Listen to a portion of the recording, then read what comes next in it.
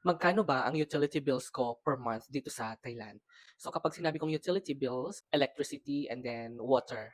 So tignan natin, kayo na ang humusga kung mura ba o hindi. And isa to sa mga common questions na nare-receive ko, nagme-message sila kung mura ba ang kuryente diyan, ang tubig, gano'n. So ngayon, sasagutin ko yung tanong na yan. And disclaimer lang po ha, dito sa Thailand, magkakaiba po ng singil ang bawat apartment dito or condo units. Magkakaiba po sila ng per unit. Gano'n. So itong share ko po sa inyo ay April ano ko na po ito, April bill ko po ito dito sa apartment.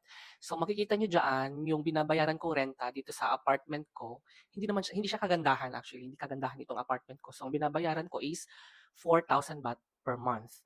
Sa water naman, last month is 220 baht. And by the way, last month, yun yung pinakamataas na binayaran ko so far sa aking 1 year dito sa apartment. Yes, yun yung pinakamahal. Total ko last month is 5,205. Eh usually, ang binabayaran ko is 4,800, ganun lang.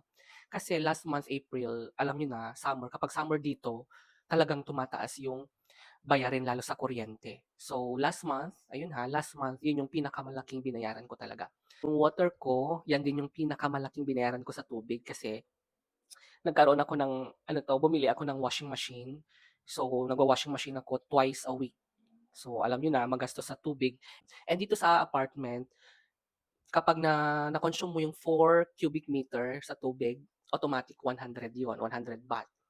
Tapos kapag mag-exceed dun, per cubic meter is 20 baht na. So, every 1 cubic meter na mag-exceed ka dun sa 4, ang gulo, ay 20 baht. So, ayun. Sana naintindihan nyo. And then, ayan, ang mahal din ng kuryente ko last month. Oo, umabot siya ng 945.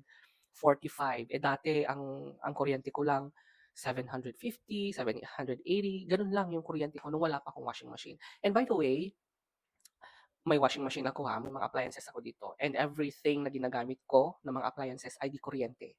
Yes, gumagamit ako ng electric cooker, rice cooker, tas may ano pa ako, may electric kettle, may blender ako, may fridge ako, may fan, may AC, aircon, may aircon ako, and yung ano ko, yung AC ko ay naka-timer yan, 4 hours per night. Yun lang, 4 hours lang. And then after that, fan na yung ginagamit ko. Tapos ano pa ba? O may laptop ako, may phone, ganon, o washing. And then, meron akong binabayaran dito sa apartment na common area fee. 40 baht yun per month. So, ang total is 5,205 last month. And kayo na humusga kung mura ba o hindi. So, yun lang. Bye!